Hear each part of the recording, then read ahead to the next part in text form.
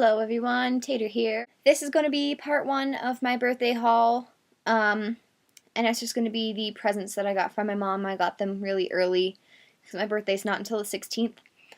But, yeah, my mom walked into my room and was just kind of like, happy birthday, and gave me this gigantic shopping bag full of books.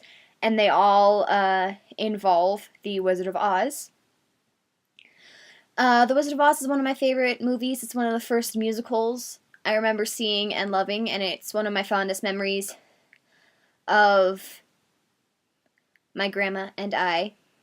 So, yeah, The Wizard of Oz with Judy Garland, it's a really wonderful movie, and, yeah, so let's just get into everything that is involving The Wizard of Oz. Well, first of all, I have a program from The Wizard of Oz on Ice show. I have no idea when this came out, although it looks kind of 90s-ish. I don't know. It has like all the characters and fun stuff. Like this is when Dorothy goes to see the fortune teller before the Twister, and yeah, I just thought that was kind of fun, and it's kind of cool to have, even though I haven't seen the show. And then I have a Wizard of Oz coloring book, and this is really cool. It's probably from like the 70s, I want to say, and it hasn't been used yet. I'm not sure if I'm going to use it or not, but I might. But yeah, it's just a very basic coloring book. This is the snowflakes that Dorothy gets woken up by from the poisonous poppy fields, and so that's really cool. And then these two are the same. I have a Wizard of Oz sticker book, and this has added activities that aren't Wizard of Oz themed. And this is the other Wizard of Oz sticker book that's just the sticker book, and this hasn't been used either. And yeah, I'm still not sure if I'm going to actually use this or not. I might just want to keep it like this, but I thought that was really cool. And then we have this copy of The Wonderful Wizard of Oz by Frank L. Baum. This looks really, really old. I'm going to guess that it's from either the 50s or the 60s. And it's got all the original illustrations in it, but they have highlights of green, as you can see. I probably won't actually read this copy. I'm going to try and keep it in as nice as a condition as humanly possible. And next we have this copy of The Wizard of Oz. It's kind of shiny because I think it was a library binding, but it's really pretty. It's huge, so this is probably the one that I'm going to end up reading because it's the newest one and it's in the nicest condition. But yeah, the print's huge. This shouldn't take me very long, but it's one of the original illustrations in color. So yeah, this is one of my favorite copies of The Wizard of Oz that I got. And then this is technically the sequel. It's called Ozma of Oz by Frank L. Baum, and this is the book that the movie Return to Oz with Fruza Balk was in. That came out in the 90s, I'm pretty sure. And yeah, that's just Dorothy going back to Oz. Actually, it's a different land in this version, and everything's weird, everything's creepy, and she has to go solve a mystery, and we get to meet Ozma, which is the princess of Oz. And then after that, this is The Road to Oz, also by Frank L. Baum, and this actually was one of the first Oz-type books that Frank L. Baum wrote. This is before Dorothy ever gets to Oz, and I don't know, this paperback's really fun, and I'm really excited about reading this as well. And then after that, we have this one of the first children's adaptations of The Wizard of Oz. It's really fun. See, it's got like, it's got the cute illustration on front, and it's really short. And yeah, it's got more cute art.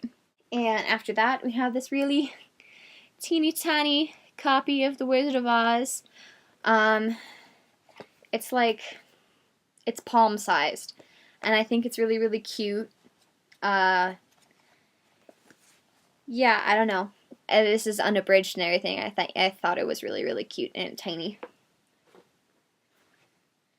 And after that, we have a Return to Oz movie tie-in picture book.